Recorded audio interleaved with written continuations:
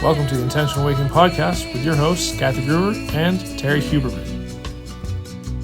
Well, hello there. I'm Terry Huberman, and welcome to the Intentional Awakening Podcast. And I'm your co-host, Kathy Groover, and we are excited to be back with another episode for you. We've got a great show for you, but first we're going to start with an angel card, as we always do. And today's angel card is commitment. Ooh. Honor your words. Oh, Stay yeah. steadfast on your path. Remain dependable and engaged amidst the flux of life, choices, and activities.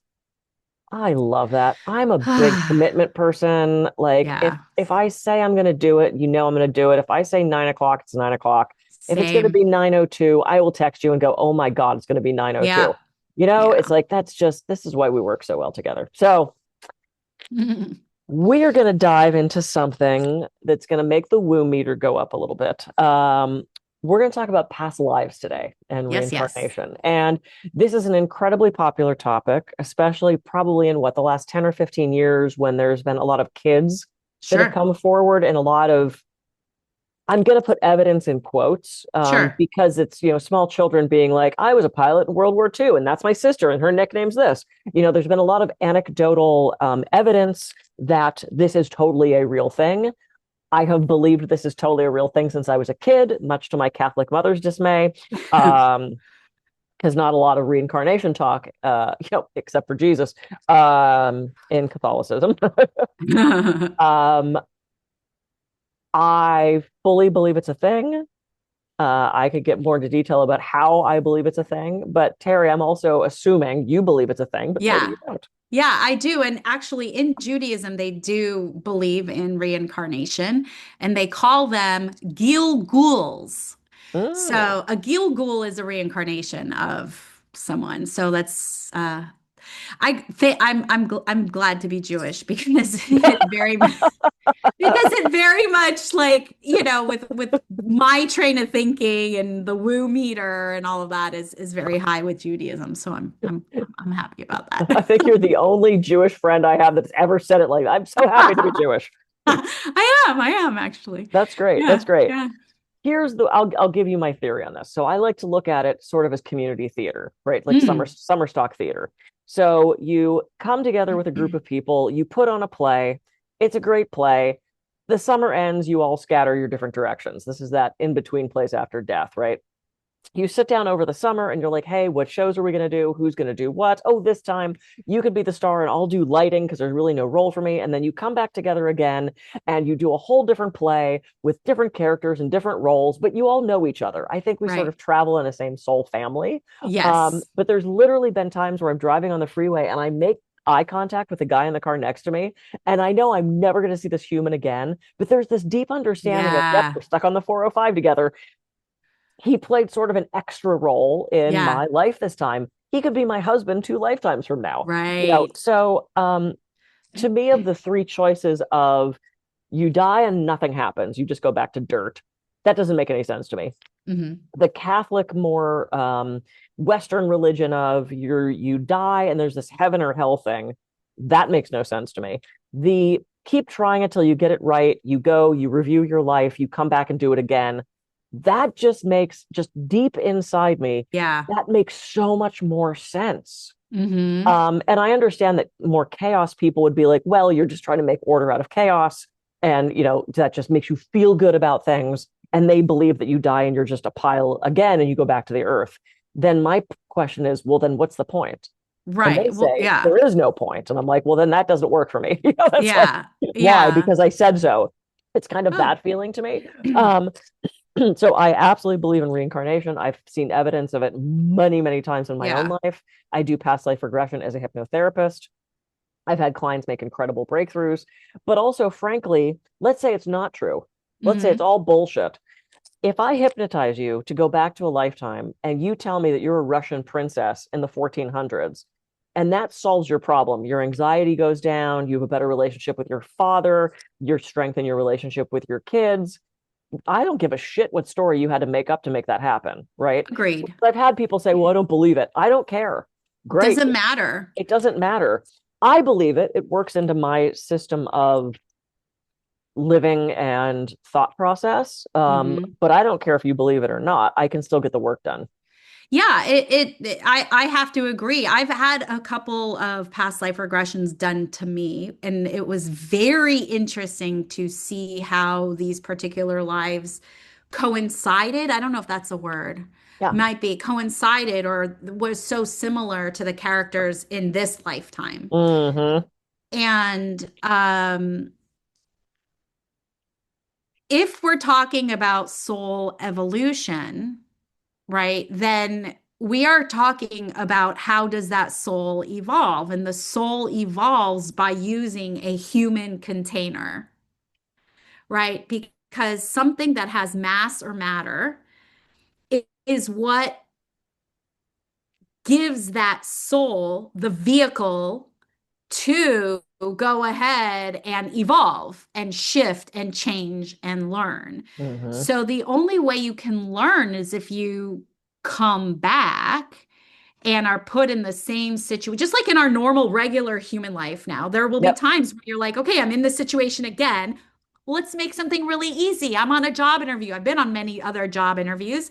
The past job interviews for this particular role, I didn't smile. I didn't pass the test. I wasn't friendly. Okay, I know that now on this job interview, these are the things that I have to do, and then I get the job. Yep. Oh, I love Right. that analogy. It's just, I want to make it tangible, right? Right. Like, Well, and I'm going to do that too. So my ex wanted to negate everything I said about everything. Now, on one hand, that was kind of good because it made me really like kind of like clarify what I believed and fight for what I believed and find words for a lot of things I believed. His big thing was, well, then why? Because I believe we pick our lifetimes. I believe we sure. pick our families. I believe we pick our Mm-hmm. situations, our contracts. We'll talk about that at another time. Mm-hmm. And he said, why would anybody pick a shitty life? Mm-hmm. And I said, when I was a senior in high school, I knew I was going to be a theater major. The second I could stop taking math, I stopped taking math. Hated it. The second I could stop taking science, I stopped. So my senior year of high school, I was in French, Spanish, drama, debate, English. Like it was these fun, easy courses, right? And I remember going to my locker and getting my play, which I had to take my next class. And there was a gal named Kelly McTaggart. Big shout out to Kelly McTaggart. She's one of the smartest people in my school. She might have been one of our valedictorians. She's walking down the hall and she's got trig and calc and AP. I mean, she's got a stack of books. And I remember thinking, Jesus, why would you want to take all those class? That sucks. Well, she has like 2 freaking degrees. She's a high powered attorney in DC. She knew she needed those hard courses for her next thing. Sure. So I believe, just like that, there are people that pick harder lives. Maybe it's poverty, maybe it's a medical issue, maybe it's dying young, maybe it's living old, but I believe we pick those things because that's what our soul knows we need for our next college, our next thing, right?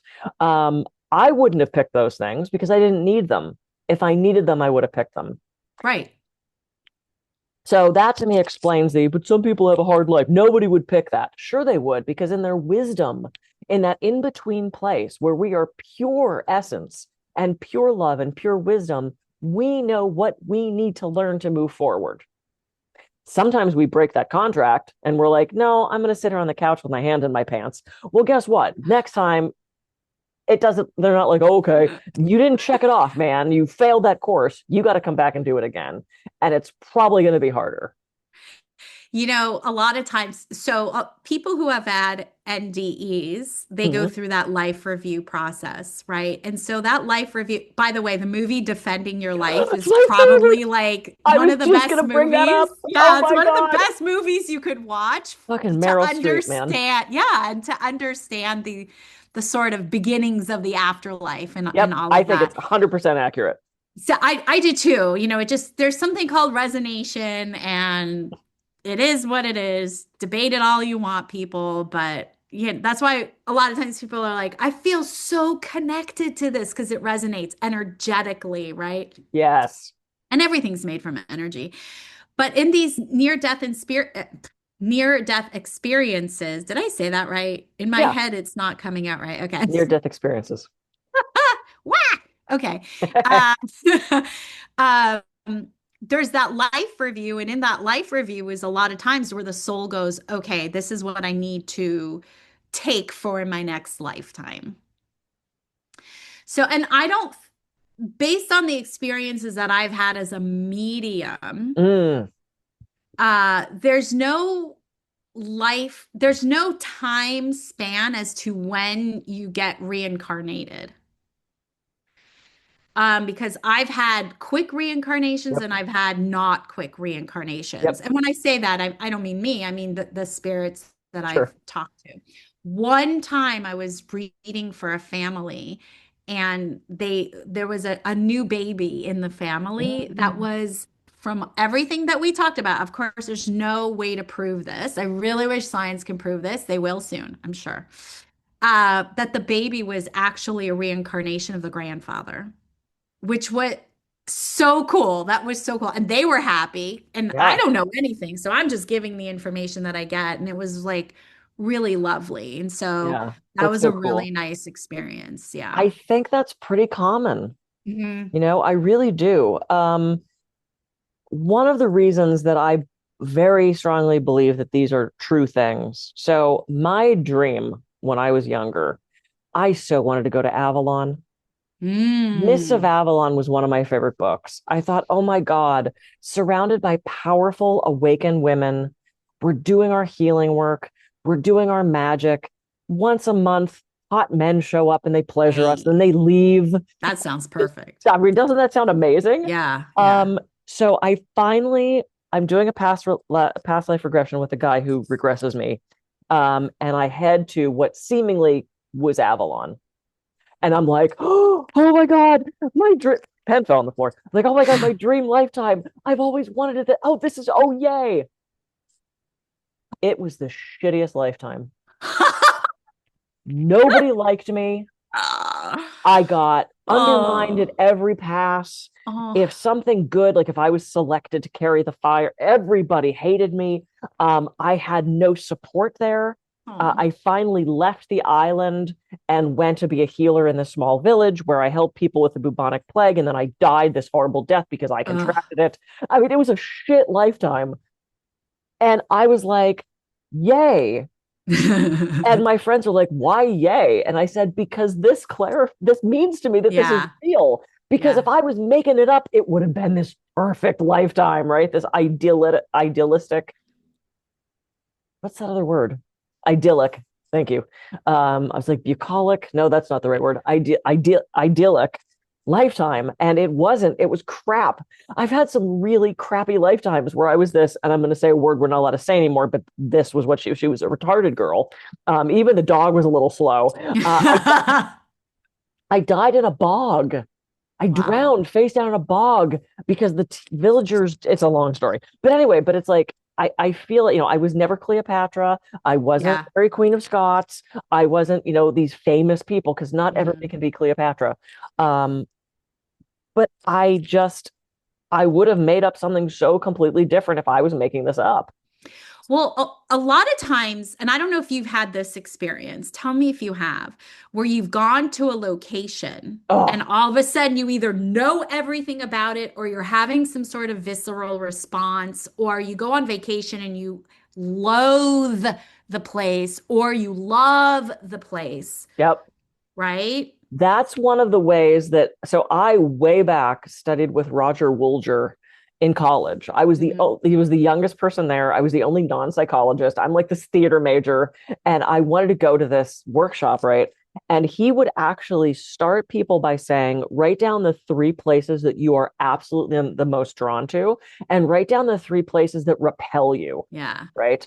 And he said 9 times out of 10, one of those six places are all places you've had lifetimes. I was obsessed with Egypt as a kid. I Mhm. was obsessed with Rome and Greece as a kid. I was obsessed with, I mean, like all these places, and I've been able to go to all of them. I sat at Glastonbury and I was in a little bed and breakfast, and I took a sip of the apple juice and I set the cup down and I went, oh, I remember that. And from the other room, the woman who owned the bed and breakfast went, I figured that's why you were here. Oh, that's awesome. When I was in Rome, it's still a walled city. And most people don't know that Rome is actually still walled.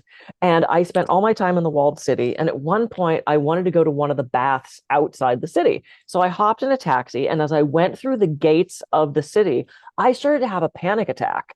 Ooh. And I'm like, I'm not supposed to be out here. Like, I'm not supposed to be outside these walls. This is really freaking me out. And we get to the bath and he drops me off. And I'm like, this is weird. I feel comfortable here, but I'm not in the walls of the city. Yeah. Well, I did a regression on that. And I, at one point, was a Vestal Virgin. Wow. And the Vestal Virgins never left the city, except one time a year. They were taken through the gates to that one bath for a celebration. Wow. And I was like, wow. So there's also been so many times I've sort of been able to corroborate things that I'm feeling and things that I know. I love past life regression so much. I spend so much of my time thinking about that and reviewing that and recognizing people. Like, I can now go, oh, I know you. And I can kind of know where and when I know them from. So because I've done literally since I was a kid work on this. I had a past life in Rome. I wonder if that's how we knew each other. It could be. I was married to my sister. I was actually a man, and I was married to her, and I cheated on her terribly. Awful. I was awful. And we all were. Yeah. I'm afraid I had a lifetime where I killed somebody. Yes, I can guess you did. Yeah, you probably, or you cheated, or you were a bat in war, or But it's like it's been a very interesting way to clarify relationships. Sure. So I would go back and do past life regression to see how I knew partners, and it would almost 100% of the time explain a dynamic I had with that person. Yeah. Right. So there's a couple ways to go back. You can go back to a space. Take me to the last time I was in Rome. You could go take me to the last time I knew Terry. You could do, let me see the lifetime in which it's most important for me to know right now. You could go to skills. So like I did one where I went back to the last time I was a teacher. That was a fascinating lifetime. To me, it's 100% real. And again, if you don't believe it, that's totally great. It's fine. The work can still be done on that, actually. Sure. So, yeah. Well, that's all I got to say about that. This was a fun episode. It was a fun episode. I love it. Okay. If you want to do past life regression, I can do it on Zoom. I prefer to do it in person, but I'm Kathy Gruber. I can be reached at kathygruber.coach. And I'm Terry Huberman. You can catch me on terryhuberman.com. Thank you for joining us on this episode of the Intentional Awakening podcast. We'll see you in the next podcast.